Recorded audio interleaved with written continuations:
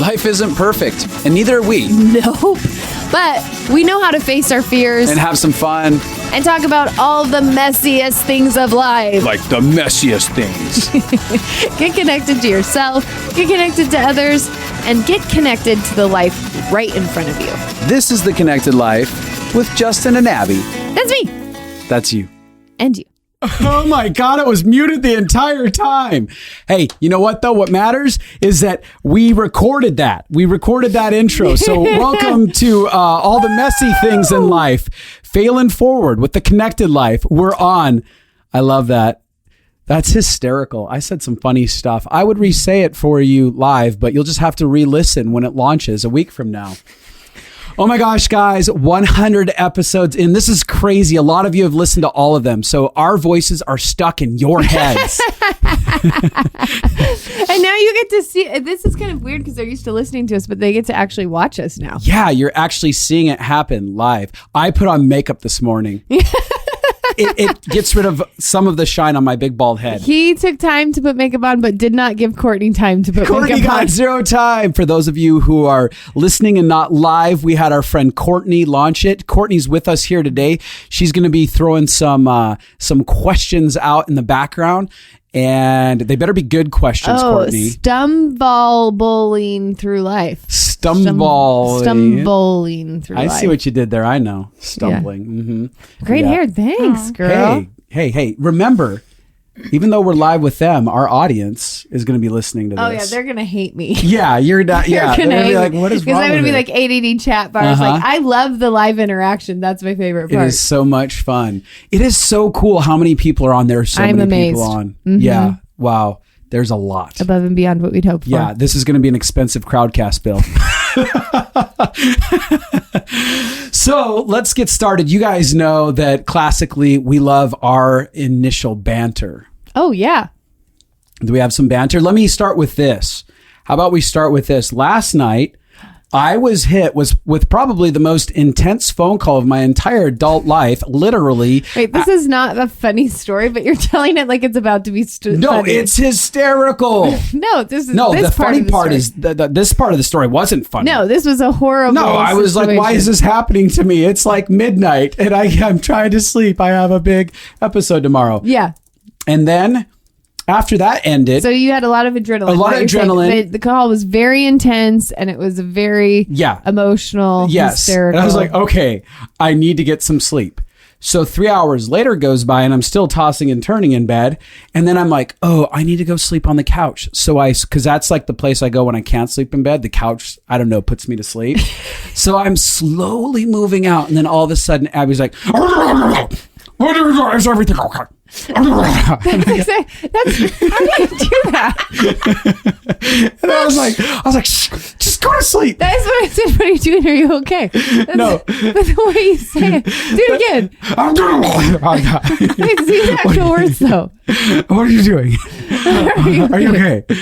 And so she's having a meltdown. I'm like, shh, I just want to go to the couch to sleep. So I get out there and I'm like, okay, I'm finally rested. You did not say, shh, I want to go out to the couch to sleep. I totally did. She was in drunk sleep. You're running away. No, I was so quietly walked away and tiptoeing out. No. And so I get out there and she's in that drunk place where she usually falls back to sleep.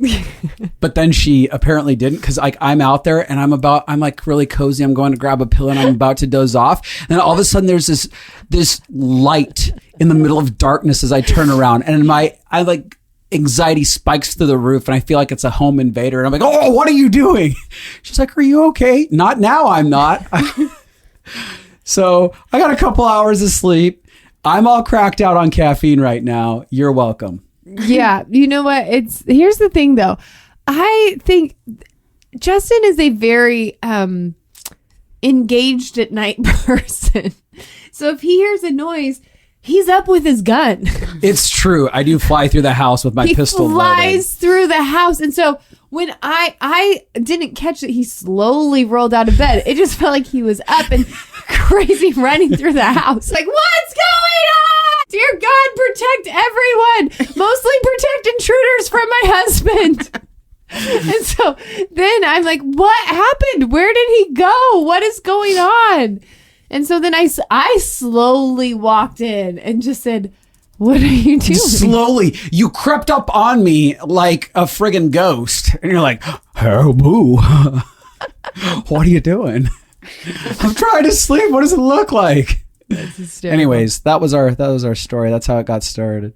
So today, for the 100th episode, we're talking about connecting to yourselves, connecting to others, and connecting to God. Well, we're really just talking about whatever you asked us about. Well, that's what the questions should be around. Yeah. If you follow the rules. Oh my gosh, wait, listen. This one girl says, I'm traveling with my 3 kids and I got my earbud in one so I can hear you guys announce that I won an LFA scholarship.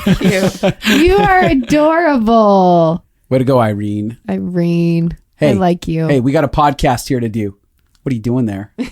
Oh, I'm so sorry. I'm being ADHD. Literally her ADHD. I don't know how you thought this would not happen. You know me. We got so many good questions today. Some people wrote in early ones, and we're going to go to some of those today.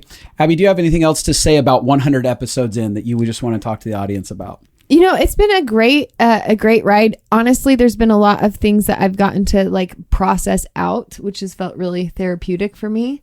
Oh, even talking about like sickness and things like that live, or like like the Mother series, I thought was Yeah. like pretty therapeutic, and talking about sickness and even like there's been episodes where we've processed dynamics in our relationship Yeah. that then creates a lot of conversation and counseling sessions.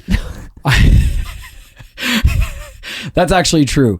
There's been a lot of counseling sessions that we've gone to after recording a podcast that's furthered our journey. Yeah, it's been really, really good, and I've loved it, and it's inspired us and pushed us to grow deeper and love more and be messier. And I think that the thing that I, some people will know this and some people won't, but there was a major Christian leader that there's been lots during the pandemic that either getting divorces or having affairs or whatever. And I think that there's this pain that everybody has when they've put somebody on a pedestal, like, you know everything about how to do everything. And then you find out, no, you're just human. And I think one of the things I've loved about doing this podcast is telling on ourselves a lot. Yeah.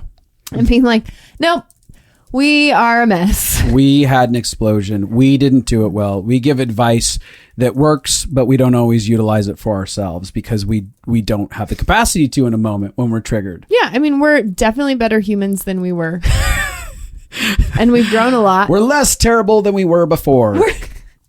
We're less POSs. Well, yeah. One of the things that I've loved about doing this, I think because some people ask just personal questions, just generally share with us about your experiences with the connected life up until now. So that's part of why we're having some of this dialogue. I have found that it has been equally liberating for me to process openly, and it's scary. It's incredibly vulnerable. But one of the things that I saw growing up inside of the faith institutions is a lot of hiddenness. Mm-hmm. People hiding all of them, all of their messiness. And what it led to was incredible chaotic destruction. It led to heavy medications and stuff that ended up causing a lot of pain for a lot of people. And I think that, reflecting back what you talked about other leaders, especially inside of the faith institutions, is like, if we could all just say, hey, we're just messy. It's not about perfection, especially speaking to faith. Like, it's not about, we get into Christianity or a faith and then all of a sudden we're supposed to be perfect. It's about embracing, like, no, we're crazy messes, all of us. And it's about our relationship with an unconditionally loving creator that actually walks with us inside of our journey of mess and begins to bring healing and restoration to both our hearts and our minds and our relationships. If there's one thing that I wish I could impart to people, I think before the last 4 years, I've talked about this on the podcast, that the last 4 years were just brutal for me. It was just thing after thing after thing, pain in every way. I don't actually think I've ever explained on the podcast all of the things that happened, but it was dramatic. Okay.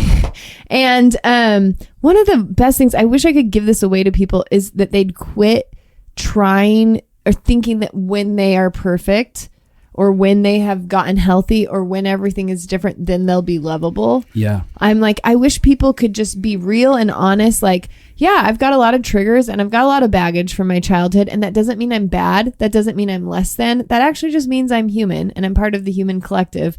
And I'm on the journey of growth and I'm learning and growing and I'm going to make messes and it's going to be okay. But if we could take the shame out of it. Yeah. The shame out of trying to perform, of trying to become. I think a lot of people in the self-help movement, which is technically what we're in, are after the goal of, if I improve myself enough, then no one will hurt me, then no one will leave me, then I'll be lovable, then I'll be worthy.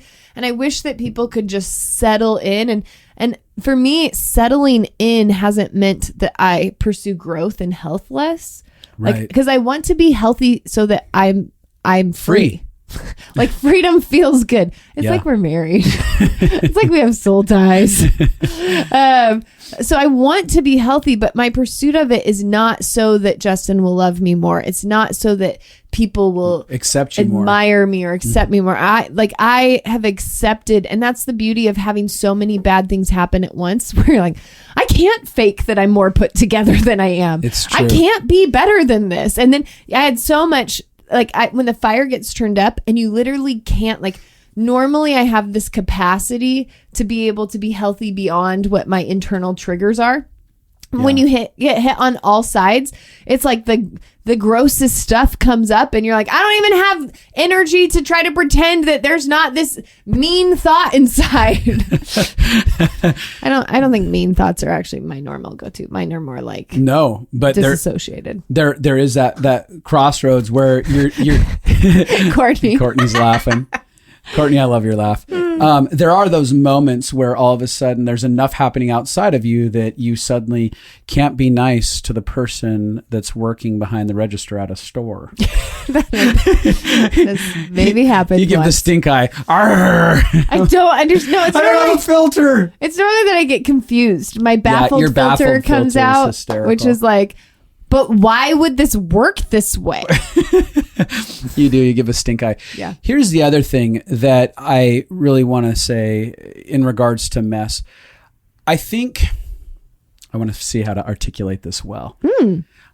I think for a lot of people, it's... Do it good or I'm erasing this podcast. It's really easy to, echoing a little bit of what you said, it's really easy to feel like you need to arrive somewhere, but also need to arrive somewhere before you can help other people. And that's something that we've accepted, is that we haven't arrived anywhere. We actually have a capacity inside of our humanity that will consistently be messy to the end, because we are humans, that we can impart love along the way and the pieces of love that we know and we understand.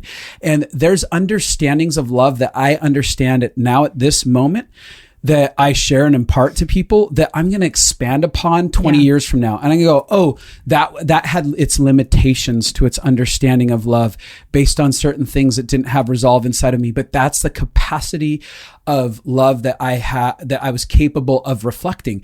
And so part of it is I'm inviting all of you to really allow yourselves to reflect the love that you have the capacity to reflect. And that's sometimes, however that's acted out, and being able to go, this is how I know how to love. There may be a deeper truth that I learn later on in life, but this is the capacity right now. And not only does that give you grace for yourself, but it gives you grace for your parents, your grandparents. It gives you grace for authority figures, other people who have gone on a journey before you, where you get to forgive easier, because you look at their lives and you go, yeah, but they're giving the love that they know how to give in the midst of their humanity. Cheers. Cheers to that. And I'll drink to that. Where's the whiskey? The fine whiskey. Okay. Do you have anything else that you want to say? No. Court, are there any questions over there? Well, we have our questions. Oh, okay. Do we have some of these questions? Okay. Here we go. Court, how are the questions coming in? Is everyone still over there being able to talk and hear us? Yeah, we're at 51 questions. 51 questions. We're going to answer 2 of those. We're going to make it. Wouldn't it be horrible if they had to listen to answers for 51 questions? Oh, yeah. I'm Especially out. Because we're Actually, long-winded. that's a long time. Yeah. Okay, well, Abby, I'm going to field this one to you. Oh, wait. No, first. Ellen Steins, are you on here? Oh, yeah. Ellen Steins, are you on here? Yeah. Just have her comment if she is. Have her well, Ellen is on there. She says she's going to be on there. So, Courtney, I can't see the chat anymore. Justin got rid of it so that I couldn't read it. Sneaky. That was sneaky. Okay, I haven't seen her yet. Oh, yep, there, Okay, she's here. there she is. Happy birthday to you. Happy birthday to you. Happy birthday, Happy dear birthday. Ellen. Happy birthday, dear Ellen. Happy birthday Happy to you. birthday to you. Hey, and guess what? She asked the Ellen, first question. She did, and we're going to get to her question real quick. But I want to give another birthday shout out real quick to someone who his a birthday. fiance, Miss Katie, Oh. asked us to give him a happy birthday shout out for his birthday on November 27th. So to I you, love when fiancés Luke do that. Paris, Luke Perez. you sexy piece of man meat. You man. I guess I should not say that. No, do it. See what You happens. man meat, you. You hot man meat. I was going with you. Happy birthday to you, Luke. Yeah. So, getting into the question that Ellen first asked, I'm gonna lob this one over to you, Abby. Oh, What's your favorite way to connect with God, friends, and yourself? yourself. Yourself. What accent is that? Yourself. It's like a proper Alabamian. That's kind of what I thought. Like English, London, That's very Alabamian. nice. I don't know. I can't Okay. even say it. What am I doing? All right. Favorite way to connect to God. I like to yell, pray while I walk. Is that right? You do yell, pray a lot. I'm like, let's just have a nice, This is only in this season, though. casual conversation. Well, what happened with is God, I like. who's right here in front of us. He's not hard of hearing. I'll yell like he's 30,000 miles away. Hope it gets to you. Well, here's what happened. About a year ago, Justin was like, you have to get angry at hopelessness and death and this feeling that you're Yeah. never going to get out of this sickness. And so you've got to like get violent to grab life again. And so I started just going on a walk around the block where I would just be like, no, I will see redemption in my life. I will come alive again. I will. And so it was like, it began like that. And so now I just yell pray because it became a habit. I don't recommend it necessarily, but it does keep you awake because otherwise, do you know how many times I've fallen asleep? So I like to walk and yell pray. That's one of my ways. And I love listening to music. I love talking to God during movies. Yeah. And one of the biggest ways I connect with God is connecting with people. Yeah. When I have conversations about what people are learning or what is going on inside of their heart, that's one of the ways I connect to God the most is through dialoguing with people and discovering that. And obviously, like, there's, ways like reading your Bible, reading books, listening to sermons, worship music, all that stuff. Yeah, the introvert inside of me just loves sitting down in a room away from people. That is true. That is And true. Honestly, I've said this before, but I work on custom action figures. Oh, yeah.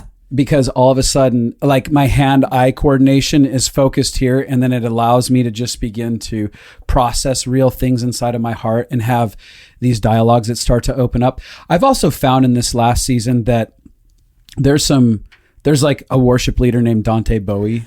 Bo. I always call him Bowie. Bowie. Dante Bowie. David Bowie. Yeah. Is that what you're thinking of? I don't know how you say his last name. Okay. Dante is We love amazing. him. Yeah, I'll listen to him. Shout out to Excuse me. Dante. Yeah, shout out to Dante. I'll listen to him and connect to, like, he feels like he has this heart connect of love with God. And there's something really soothing about that. And I also have a really good time with my friend Marcus. Something about having a friend, Marcus or Abby, but specifically outside of Let me throw Abby in the mix there. yeah, and Abby too. Like, Abby's okay. But Marcus and I will just sit down and we'll begin to like celebrate life together. That's something that gets me really Thankfulness. connected to God, is we'll just be celebrating and be thankful about our business, our wives, our friendships, all the things that are happening around us. And we'll get really, really connected to God inside of that. So Yeah, and I'll say I pray with people a lot. I do a lot of things like to help me with my ADHD. So like walking and praying helps me, or praying with friends. I do that a lot. In fact, one of the things that I do on a regular basis is I'm always trying to figure out what I'm feeling around people. So sometimes I have to process after a conversation. I'll be like, I felt like they had a lot of pain while I was talking to them. I'll be like processing. So I like to pray out loud for people after I process whatever I think I might have felt. I like to pray for, like, I like to pick, like if me and Courtney were friends with Justin, if that was ever going to be a thing, I would be like, let's pray for Justin together. There's something about connecting with somebody, and it's a way to connect with love over someone's life. Like and it's funny because I've had lots of friends be like, oh, I've never done this before. But if you just get together with a friend and you pray for good things for somebody that you mutually know, it feels like you're just connecting to love. Yeah. So I love doing that. And one of the things I was thinking about your action figures is it says, how do you connect to yourself? And for me, it's by doing something.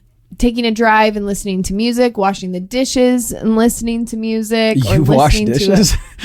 How many times has this happened in our marriage? Lies! Lies! Great example for someone who washes dishes.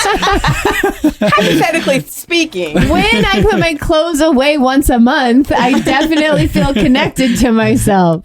I'm just saying that's the thing. Yeah, totally. I think that there's an element, there's a couple things I was going to say inside of this, because I think that when we connect to ourselves and we connect to others, and we are connecting to God inside of that. So it's like two birds with one stone. But I think that prayer, I want to say something about prayer. I think that religiously speaking, a lot of times people have thought prayer is a series of questions about the needs that we have, or a series of statements about how we've been failing and saying, I'm really sorry for how terrible I am. Mm-hmm. Prayer is actually just an active conversation with a best friend. Yeah. That's really a way to say it. Like when we understand the idea of an unconditionally loving creator who's fully present with us at all times, it's just me on journeys having dialogues with my friend being like, hey, Dad, this is what I'm going through. This is what I've been feeling recently. What do you want to do about this? It's getting inspired. I talk about my dreams and my hopes for the future, not in a way where I'm saying, hey, be a genie and grant my wish, but it's like, hey, these are my dreams and my hopes. Let's be partners. What do we want to create together? It feels like I'm creating this relationship or stewarding a relationship with an actual person who's present. Yeah, I remember when we first got married, the analogy came to me because a lot of people's relationships with God is actually like just saying everything they failed at. Oh no, I suck at this. I suck at this. I suck at this. Oh, I failed at this. I'm so sorry for this, blah, blah, blah. And that's like the majority of their conversation. And I remember thinking when we got married, what if every time I talked to Justin, I just said, I'm so sorry that I burnt the potatoes, and I'm so sorry that I'm not a good cook. And I'm so like, what if all I told him was things that I was bad Apologies. at? Uh-huh. Yeah. That would not be fun for either of us. I would be depressed by that. I'd be like, I don't even care. It's not even that big of a deal. We'll clean it up. We'll fix it. It's not that high of stakes. Yeah. And I would never feel valuable or like I had something to offer. But that's all I was talking about. And what would we have to talk about if things were good? Yeah. Nothing. If our whole relationship was based on the negative things. Yeah. I remember a teacher once saying, in heaven, when you have no sin to talk about and no needs to talk about, will you have any relationship with God? Like, do you have a basis? Are you talking to him about anything besides what you need and how you failed? And I was like, oh, dang. Wow. That's what I was like. Oh, dang. Yeah. All right. So I think that covers those three things. Yeah. I don't know. I also go out to nature to connect with people Nature and is with huge. God and with myself. Yeah, it's away from all the craziness. I don't feel really connected when I'm lost inside of when I'm ever lost. Like I enjoy movies and stuff, and I can feel connected to my heart when I posture myself right because I love film. I have a film background, a film degree, but a lot of times that feels medicative to be participating in that stuff, and it's a relief from the world, but a reprieve maybe to disconnect from everything. But to connect into myself, it's getting away in nature, getting rid of all the clutter that consumes all of our headspace for a second. What if every time we did a podcast, we did it live? I love getting to see their reactions. You get real-time reactions to what you're saying. There is a real payoff in this episode, like never before. Yes. We're mostly just talking to a wall and each other when we're doing the podcast normally. Okay. All right. Next question. Now, I put these three all in a row because they all kind of circle each other. Oh, okay. So we're going to read them from three different people and give one answer. Okay. So, Carly Colbo. Old Colbo. You want me to read it? Sure. Okay. How would you counsel someone who's had a hard time connecting with God, knowing that they grew up with a silent dad and a critical mom? What are effective ways to wipe the face of our parents off the face of God? That's a really good question. I know, it's such a good question, but also let's read the next. How do you keep a connection with No, not that one. Oh, not that one? This one. Oh. From Danny. How do you navigate a season where you don't feel very connected to God? As in, you're not hearing his voice and his input in your life like you used to, especially when you're contending for a breakthrough in an area of your life. I'm currently in this season and it feels crappy. And then this one. Okay. That's a lot of questions in a row. That's what I said. They all are circling the same thing. All right, Miss Annabelle. Annabelle asked this question. What should you do to help when you feel like you've been growing in your relationship with God, serving him faithfully, and working through some really difficult things that God has highlighted that he wants to restore you from, but you feel forgotten by God as the thing you have been praying and believing for hasn't happened yet? So basically, the reason I put all those together is they are all about how we are viewing God. So when we are experiencing something, when we feel forgotten, or when we feel like he's silent, or when we don't know where he is, or when we're having a hard time connecting to him, all of those, the core root is how we are perceiving him. I always think about God is like, I tell people this, everybody just follow me on this journey really quick. Close your eyes. Everybody out there, seriously, close your eyes. Close your eyes. Did the lights turn off when you closed your eyes? The answer is no. Thank you, Courtney, for giving us an answer. Courtney, you got to use your words. You got to open your eyes now, everyone. My lights turned Those off. of you driving, I hope you didn't swerve. Oh yeah, right. Totally. But okay, so the lights didn't turn off in the room, but it did get dimmer. And this is kind of the analogy of what I think happens to us in relationship with God. There is a lot of times when you can't feel him or see him, but it's never because his presence backs away. It's never because he removes himself. It's never because he just quit talking. It's never because you failed him and so he's punishing you. It's typically because there's something about our filter system that has disconnected us. So when I got married, I remember the first few years feeling like I would ask Justin randomly. I'd be like, Justin, do you hate me? And he'd be like, no, I love you. Why do you feel like I hate you? And he would be so confused. Yeah, every time. And I'd be like, I just spent the entire day trying to figure out how to love you. Here's the list of all the things I did. What is happening? Yeah. And so why did I think that he hated me? It's because I spent my whole childhood growing up. Now, my dad is a wonderful man and we have a great relationship now. But growing up, I spent my whole childhood feeling like he hated me. So I wasn't ever consciously thinking, I wonder if Justin feels like my dad. That wasn't a conscious thought. Yeah. I was never consciously thinking, I bet he hates me because my dad hated me. There was no conscious thoughts at all. It's just that the people that we want intimacy with always subconsciously bring up our pain from the people around us. And so when we close our eyes but the lights are still on, this is what it's like with God. When it's something about our filter system, our fear, our self-hatred, our shame, our pain, history, our pain, that begins to create this idea with him. And so if I feel like he's silent, typically I'm like, okay, where is it that you felt like your dad or your mom wouldn't show up for you? Where did you feel like they wouldn't help you? Where did you feel like they wouldn't get involved on your behalf? Kind of a little frog in that throat, huh? Yeah, it just came out. The concept is, and so one of them asked, like, well, if you grew up with a passive dad or a critical mom, what do you do to wipe that off of God's face? So this is how I go about it. When I feel an emotion of accusation about God, I first thing know that it's not true about him. My feelings are telling me something about my emotional memories, my flashbacks, what was written into my identity as a kid. My feelings are telling me about that. My feelings aren't actually giving me perspective on what God is actually doing. Yeah. So like a lot of people will be like, he's far away. I'm like, no, you feel like he's far away. Yeah. But I have felt like Justin was disconnected before and he wasn't. Yep. And one of the things that happens is that we end up in a partnership with the voice of accusation, both against ourselves, others, and God. And that's one of the things that we have to become aware of is where in my life am I actually partnering with the voice of accusation? And we always have a lot of logical reasoning for why this is true to us.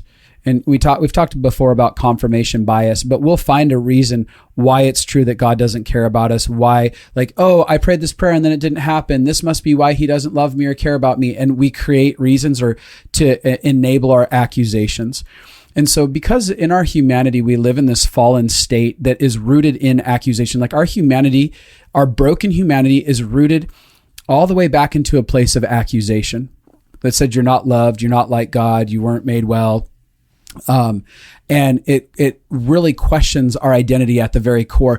In order to get out of the places of disconnection, we have to begin to uproot our relationship with accusation. So for me, that looked like me even going on a journey of acknowledging to God. I remember at one point I said, Papa, I have been best friends with accusation towards you.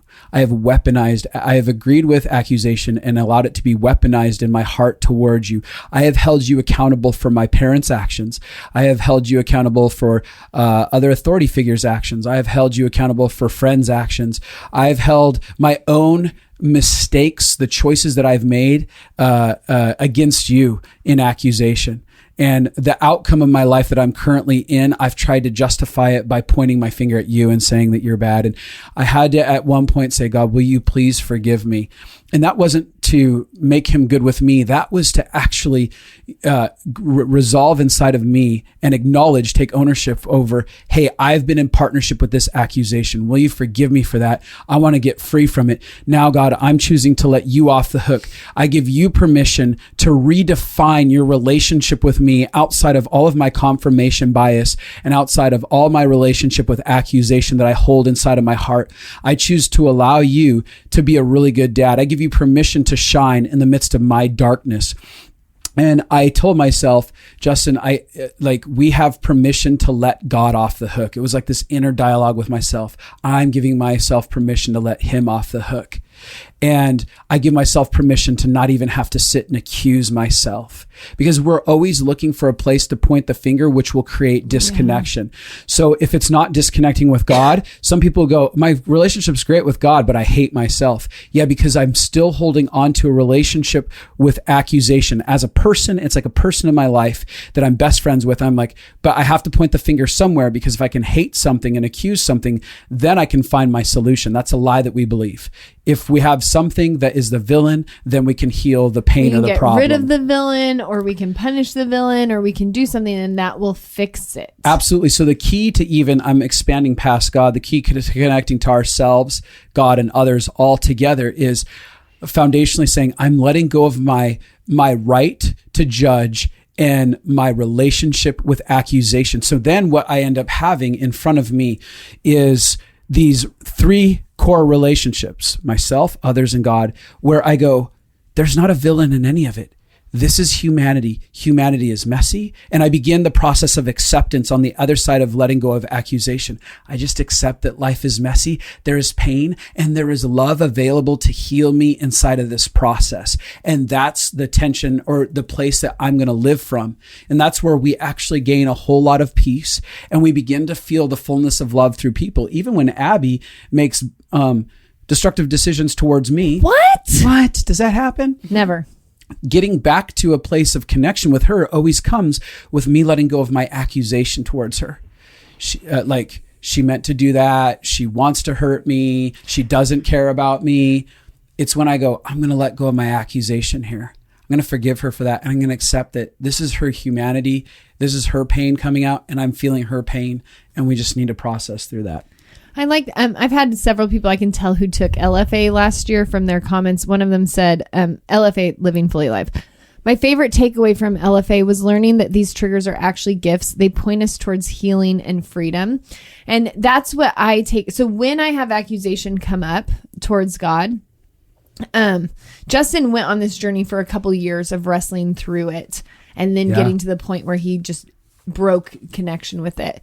For me, it's looked a little bit different. When I have accusation towards God come up, I know the feelings are trying to tell me about pain that needs to have a voice. It just is never about God. Yep. And I do this with my clients, and my clients fight me on it. They're like, no, it is about God.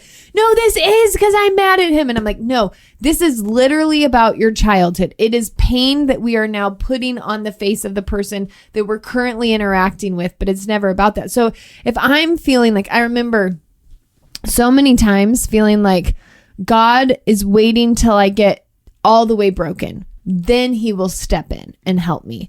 Or if I figure out how to have a good attitude and push through, that's what will make him happy in like sickness and stuff.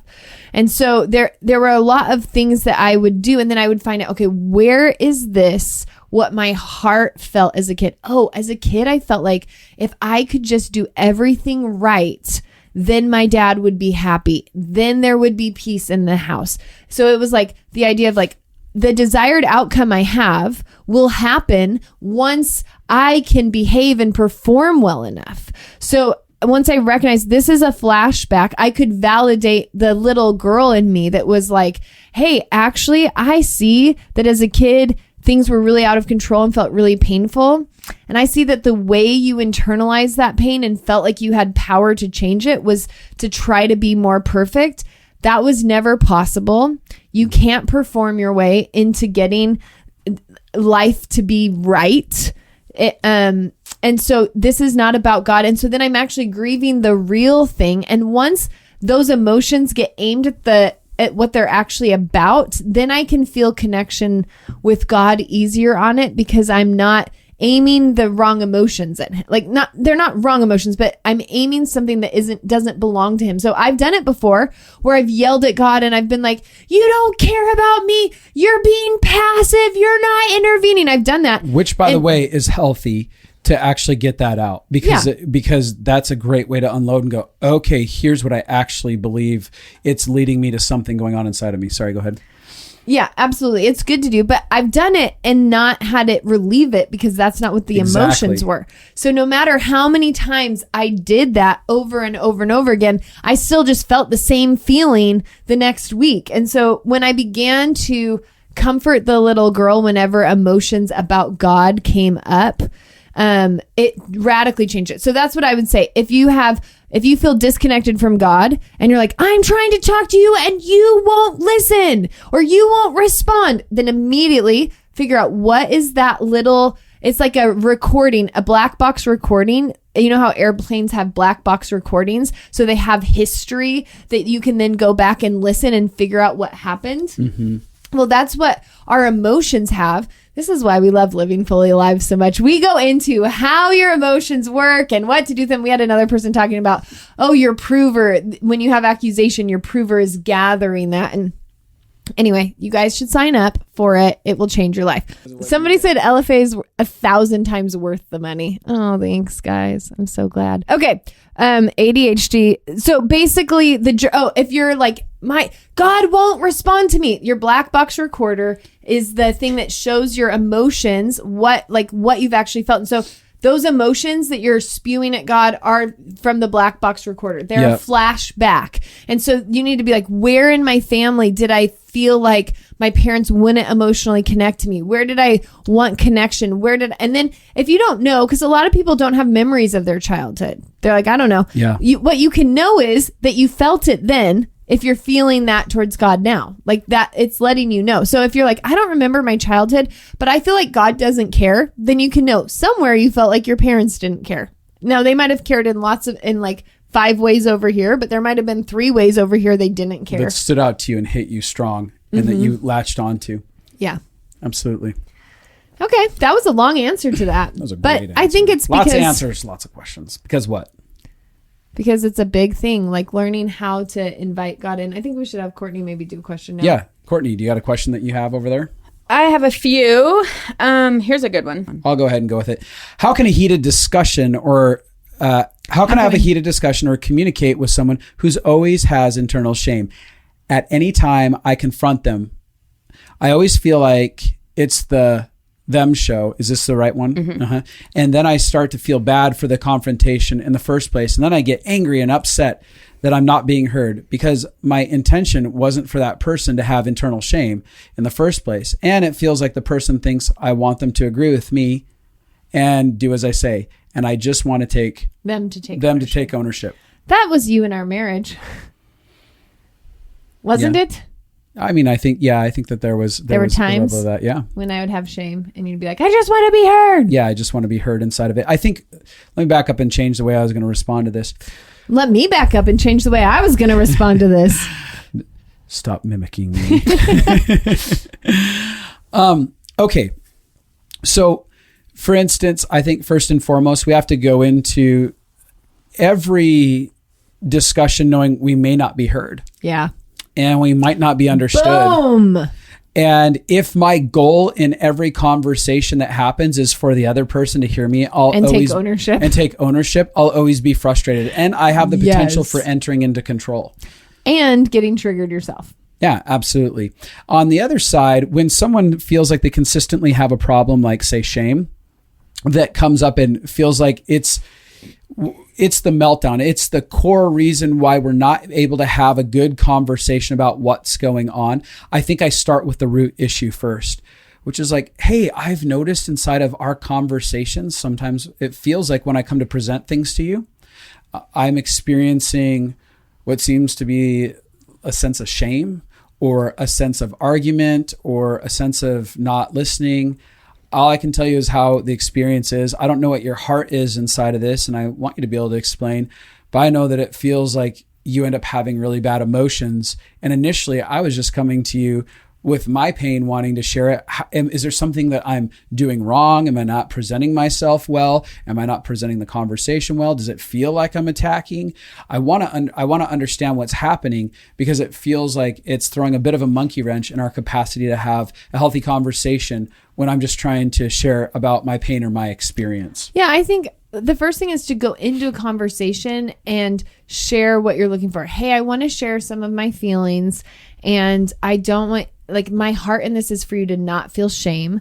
My heart is to own my emotions and to keep connection. Like, that's actually why I'm doing this. I want to have this conversation because I want to keep intimacy. I don't want walls to be built up. So vision casting before the conversation is really helpful. And then you've got to make sure you're not using blame language, because this is where it gets tricky. People are like, they felt so much shame and they just triggered and their protectors were off. And it was like, but you said, like, you're making me feel horrible. You know, like, a lot of people use, I am still learning how to not use blame language. You are still learning how to not use blame language. It is hard to share your emotions without blame. It can get fiery and defensive. Yes. And so one of the things is I work on a couple things. If somebody is going to have shame, I vision cast, and then I make sure I'm sharing my feelings. Like, I share vulnerable feelings. I feel scared, or I feel alone, or I feel rejected, or I feel whatever. And then I own my part of it, which is I know that I have triggers in this area, or I know that this may not be your heart. When you give language of giving them the benefit of the doubt, it helps break shame. Like, I know you probably don't want me to feel rejected, but between my history and this circumstance, I'm feeling that way. So I'm using a lot of language that isn't directly saying your behavior is the thing that is causing all of my feelings. I think that a good example is, like, say you've prepared a anniversary meal, a special date or something like that. Whoa. Don't call me out. I'm just kidding. This is a made up example. And your partner comes home and they're 2 hours late. They didn't buy anything for the anniversary. They sit down for the meal. They're kind of checked out during it. And then you have the explosion. You don't care about me. You don't love me. I don't matter to you. Like, that's just a whole bunch of blame, and it doesn't communicate a whole lot. But something that might be a blame-free kind of conversation might be like, hey, today you came home late on our anniversary and you didn't seem like you were checked in to the conversation. Let me tell you some of my thoughts that I was having on my end. The thoughts that came through my head, the story I'm telling myself or hearing internally is that you don't care. and that you don't love me. And that's just the story I'm telling myself. And I could tell that I felt very triggered. It seemed a lot like pain that I've had in my life, where I've felt like I've tried to love someone well or do something or be thoughtful, and that wasn't met. I don't know what to do with it, but here's kind of what's going on inside of me on this. And in that, I would even say, like, I know that may not be your heart. Yeah. I know you might actually feel different. You could have had a long day at work. You could have a lot on your mind. So I'm actually asking to seek to understand what's going on so that we can communicate through this. We actually had a conversation the other day where I had shared a lot of feelings with him about just about everything in my life. And then when we got done, he just was like kind of silent. And I was like, hey, what are you thinking? And he's like, yeah, that's good or whatever. And he said, do you need validation? I was like, yes, I do need validation. So he validated and he did really well and he engaged so much. And I walked away and I could feel that I felt disconnected. And I knew logically, I'm sitting there thinking, logically, he validated me. He listened to me. He was present. He was engaged. So I know, but I feel shut down still. And I'm like, he is going to feel so frustrated if he tried so hard to love me, but that still isn't enough. And so I was like, I'm going to share my feelings without blame and vulnerably. So I was like, hey, I can tell I'm not feeling connected to you. I know that I'm feeling really vulnerable right now. And I know that has to do with a trigger from my childhood of feeling like when I shared deep feelings, this one person never paid attention, never responded, always was ADHD, all of that stuff. So I know that that's what's going on inside of me. That is a good way to, so I'm not saying you didn't listen right or the way you behaved was wrong. I'm literally saying I'm feeling disconnected. It's because my guards are up because I feel vulnerable and it is connected to my pain. So that then you can then talk through it. So this is what I'm saying is it's very easy to want to judge the other person and be like, they just have shame issues. And here's the truth. 99% of humans have shame issues. Mm-hmm. So it'll be true of a lot of people. But oftentimes, so it's not my job to make someone not feel shame. I can do everything right. And still they can respond horribly. And that's one of the most liberating concepts that has ever happened to me is that I have had lots of situations where I did things really, really well and people just flipped their lid. But that's because they have their triggers and they have their filters and they have their provers, which you'd learn about if you took LFA. And so it's just a thing where I am expectant. It's okay if they have shame. One thing that I'm good is I think is validating them and being like, hey, I'm not saying that you failed. Yeah. Like a lot of times telling people what you're not saying is helpful. I'm not saying that you are the reason I feel disconnected. I'm not saying like that can sometimes break up some of the stuff. And then being like, it's okay. Confrontation triggers shame for most people. Confrontation triggers shame because everybody, as soon as you're in a confrontation, everybody goes back to their childhoods. And parents are not good at confrontation because they are stretched to their max. They're at full capacity. They have so much that they're dealing with. And so what we've learned about confrontation always shows up in it. So you just have to be aware, have compassion, but don't take on what isn't yours. And I think that's really important. Like, if I do the best that I can and you walk away with shame, I'll say I'm willing to talk through this again, but I'm not going to make it entirely about somebody either. Yeah. One thing that I want to add to rebuilding connection with others, because there's a lot of intimate relationships where we have done the blame game. And I think that it's a really powerful opportunity to recognize the places where we've done blame and actually go in and start the process of taking 100% ownership. Hey, inside of this relationship, I've communicated through blame. I've attempted to blame you. When I've been in pain, I haven't actually told you about my actual feelings. I haven't known how to take ownership for my triggers and my pain. And it's caused a lot of disconnection. I'm here to own the ways that I've created barriers through blame. blame creates barriers, right?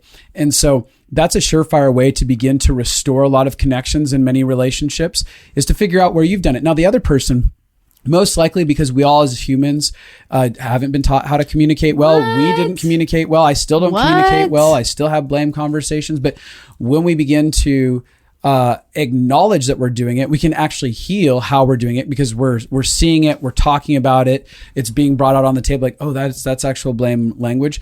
But also we're facilitating a space that's now safe, that says, hey, I want to build connection. I don't want to be an adversary when there's pain or problems. And the more that we can take ownership, the more people will want to take ownership for their role in matters, because they go, oh, I don't have to protect myself from the blame and accusation that you carry inside of you. You're already owning that clearly. So now I kind of have more freedom to come out and share myself. And we actually have an entire course on this thing coming out as a follow-up to LFA this year. Oh, yeah. That we're really excited about, that is already made and in the waiting, to teach you how to take ownership and not blame, and how to figure out your own stuff. You guys are going to love it. Also, keep plugging LFA. It's working on me. That's hysterical. That's so funny. One of my favorite ones, though, was somebody asked, is it worth it for one person in a marriage to take? And Erica said, LFA 2019 and 2020 changed my marriage and my family, in all caps. So that's fun. It's so fun that we have so many people repeating it for the second and third time. It just makes it feel like family, and I love it. Someone asked a question. Basically, how do you move forward when you come to someone with your negative experience from interacting with them and they never do anything differently for years and they're an immediate family member? Oh, that's funny. I think that's a really interesting question. I think first and foremost, again, it goes back to, how am I being triggered? What's going on inside of me? What are their actions pushing inside of me? Are their actions really unreasonable? Are they always talking poorly and yelling and screaming at people? And is it something that I need to start creating boundaries, where I have a very strong conversation where I say, hey, in order for me to feel closer connected to you and to continue maintaining some level of reasonable relationship, there's a few things that we need to tackle. Here's what are my emotions to own, but these outward actions feel really scary, feel really unsafe, feel really destructive, feel overwhelming. I don't understand. Do you want, and asking questions like, do you want to navigate this differently? Do you have any heart to respond, react towards me in different ways? Or do you feel like you're pretty set in your ways over how this is? And maybe they say, hey, this is just who I am. You're going to have to suck it up and accept it. Great. That helps me redefine how I'm going to relate to you, whether that's a mom, a dad, a brother, a sister, your children. Well, kiddos, you're cut off. Yeah. You're out of the will. Yeah, Will, you're out of here. Get out of here. Get out of here. I'm kidding on that. But so I think that, again, it always comes back to personal power. Is how can I be powerful? How can I feel hopeful? How can I feel alive and well and find my peace in the midst of someone else's chaos or destructive actions?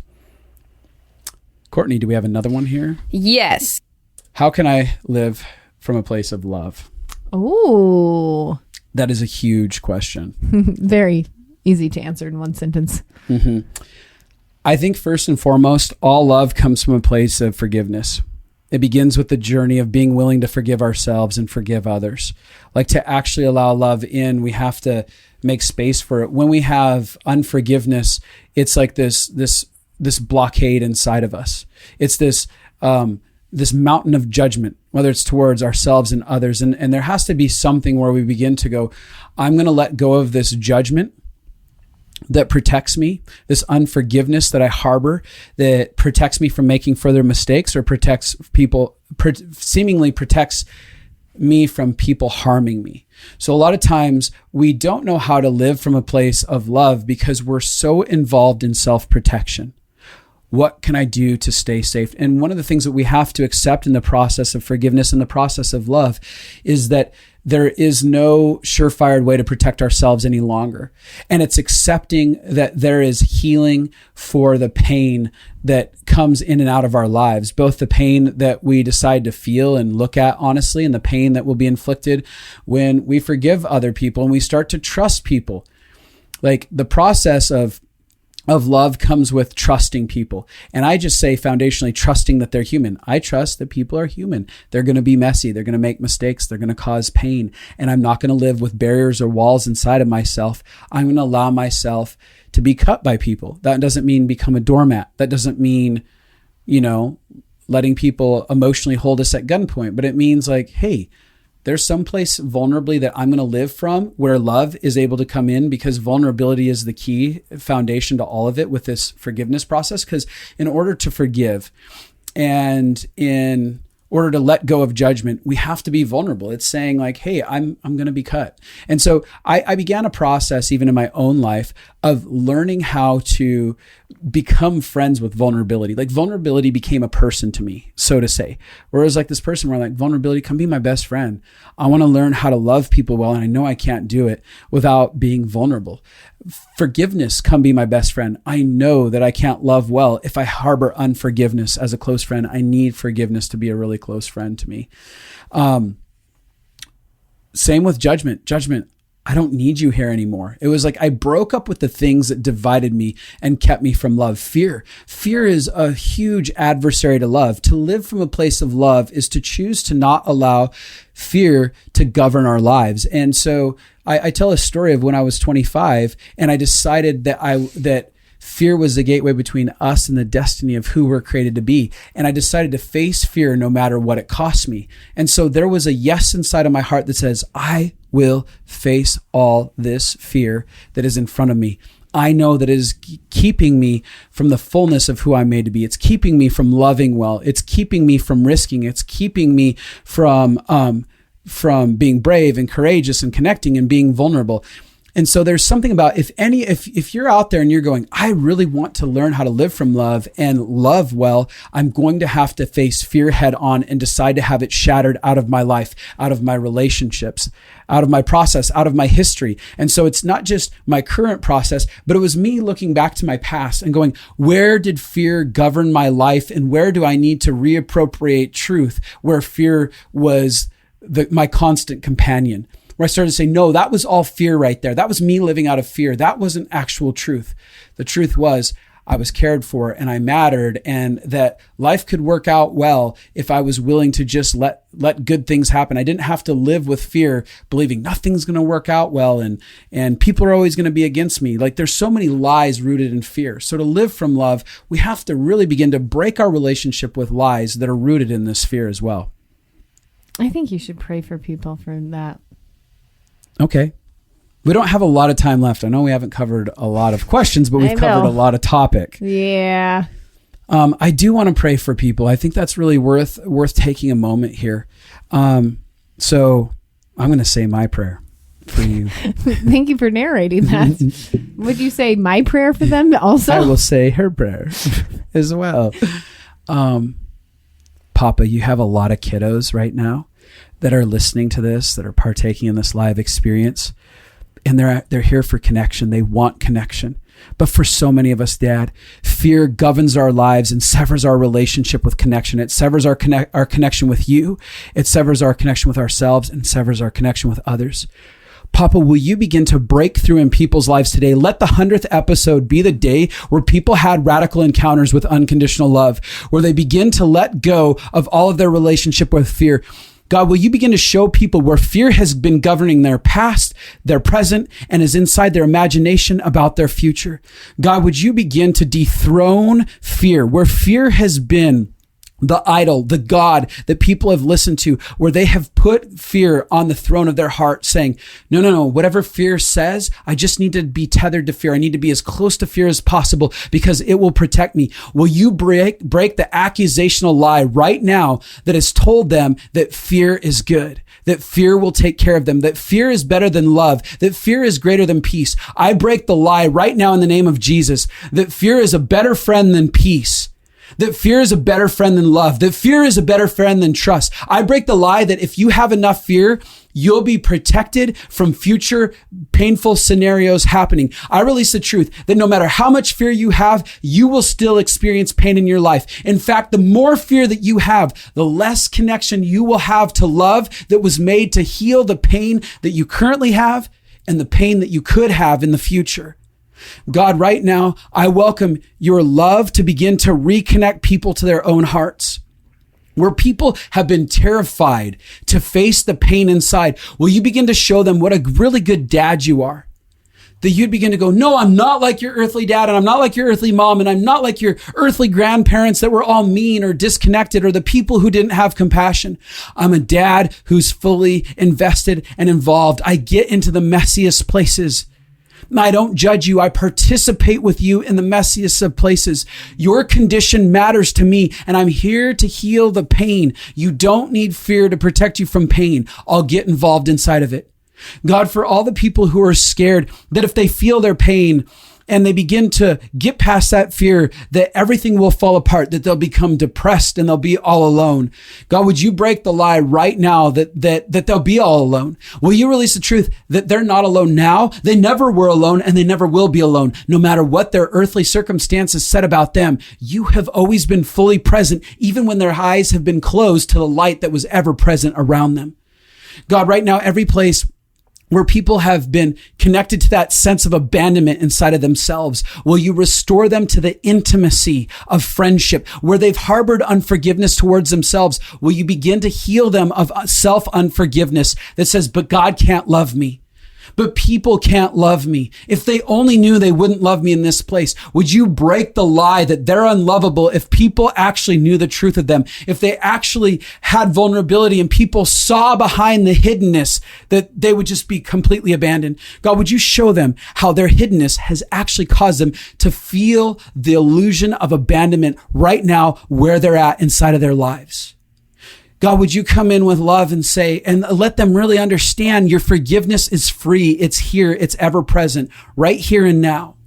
And that it's okay for them to forgive themselves no matter what's happened. I break the lie that if you harbor enough unforgiveness towards yourself or enough fear about yourself, that it'll keep you from being a worse person, a bad person, that'll help you to make better choices. I break that lie right now.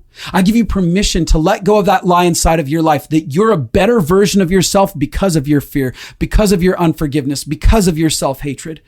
I release the truth that whatever great human being that you can see in front of the mirror will only be exponentially explosive and seen when you actually connect with love, when you let go of fear, when you let go of unforgiveness, that you'll actually be seen in a greater capacity, that the fullness of who you're made to be will actually make itself manifest, that you'll feel the most joy, the most hope, the most peace when you let go of your relationship with fear and unforgiveness and you begin to accept unconditional love in this space. And I welcome kindness right now, that you would begin to feel the kindness and the compassion and the understanding of God into your life in this moment. There are many of you that have been in relationship with this unforgiveness and this fear and the shame and the self-hatred because you've never felt understood. You haven't even understood yourself. You haven't had the capacity for self-compassion. I welcome an understanding of self-compassion right now, that suddenly you go, oh, I see my story. I see why I have pain. Oh, it makes sense that I had pain, and it makes sense that out of this pain, I would act in these ways. Oh, those judgments I've held against myself, Papa actually doesn't hold those same judgments. He actually loves me. He doesn't hate me for that. I give you permission to let go of all of that. I give you permission to let go of shame. I hear right now that some people who are listening have this deep-rooted relationship with shame where they believe the lie that if I have enough shame, people will know that I'm sorry. They'll know that I'm good. Like if I feel bad enough about my messiness and my mistakes, then they'll know that I'm a good person. I break the lie right now that if you have enough shame, that'll actually make you seem like a better person, that'll show people how good your heart really is. I release you from needing to carry that as a burden, from being weighed down by that shame. I'm bad. I'm not enough. I failed. I break that right now. And God, we ask that you'd open people's hearts up, that you'd supernaturally remove the face of their father and their mother off of you, that you'd open their eyes where they've closed their eyes to your love, where they can't see that you're with them and that you love them and you want to be near and involved. Would you open people's hearts? Would you open their eyes? Would you open their ears to hear the sound of your love, to be tenderized by the goodness of your love, that love would awaken people's hearts in this season, that love would put people's hearts back together, that love would rehab people who feel like they've just gone through a year of trauma, that there'd be love that literally feels like it's like going to physical therapy and putting them back together and mending and restoring. We just invite love. We invite love in your friendships, in your families, and in your relationship with yourself and in your relationship with God, that love would begin to, that your head would get above all of the noise and the chaos and the fears and the shame, and that you'd begin to actually get to experience the world colored through love.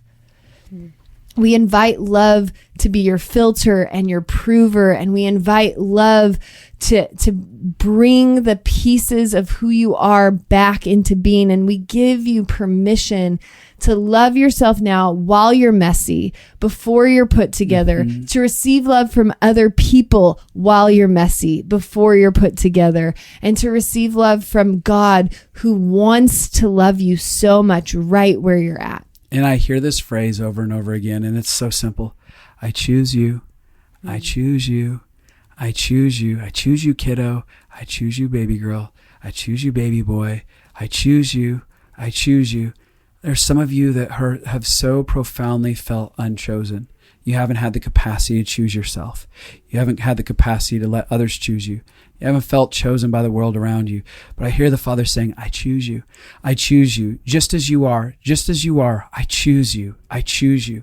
And today's a day to decide to allow yourself to be chosen. Every part of you, your history, your mistakes, your messiness, your darkest moments, that you're chosen, all of you, that it's just like, hey, I choose you in the midst of that. I see you. I don't want to disconnect from all of this part of you and I'll only choose this part of you. No, I feel like I just hear the Father saying, I choose every part of your humanity, every part of your experience. I am with you in this. So we bless you. We bless this year. We bless this journey. And we ask that the sweetness of mothering nurture God and the power and the force of the fathering heart, the protective heart of the Father, that you would get to experience both the mothering, nurturing compassion and the fierce, protective, engaged love of God, that you would get to experience the fullness of his love, and that none of that would be missed because of the experiences that you've had on earth where people didn't mirror him well or her well. In Jesus' name, amen. Amen. Hey, so here's what we're going to do. Wait. I just want to say one last thing. Yeah. A lot of people on here were like, oh, this reminds me of LFA. And I was thinking about the immersion program that we're doing this year is different than any of the years we've done LFA, which the immersion program is you will do weekly live calls like this, but where people actually get pulled up. Yep, and they get where you go in and you mess around with their heart and you like get them crying. Full and then everybody's sessions. crying. That's sessions. You get to watch live. You get to participate. You get to ask your questions. And then you also have heart sync sessions with other people where they are you're all getting to talk and share about what you're learning and growing together. And you get a mentor. It's like a way to get really connected to the people around you and deep dive into the healing process. I love I'm most excited about the live coaching healing sessions, because when you watch somebody get healing, it like watch the breakthrough overflows happen and you're into part of you. it. Yeah. Especially when people are snotty, cry messes. And then I thought this was really sweet. There was somebody who said he really wanted to win, and all of his friends pitched in and bought LFA for him. Aww. And I thought that is so precious. I love that. That's and incredible. Then another person said, I'm going to do LFA for a third time. So worth it. Thanks, Shad. We love you. We love you. So here's what we're going to do to wrap this episode up for all you listening out there. We're going to, well, for those who are currently live, we're going to follow up with all the winners from this special 100th episode right after we wrap this up for the recording. But for you guys out there listening, if you've been transformed, touched by the Connected Life at all, we ask that you'd rate, review, subscribe, and share. Talk about it. Go on iTunes, give us ratings. That's how we get the message out there so that people can get changed and touched and free and go on this journey with us. Also, I just think it's a great passive aggressive thing to do when you hate the people around you. And you're like, you need some help. I will have better conversations. You know those shame people that you're saying every time you talk to them, they have shame? If you just kind of like, hey, this is a great episode.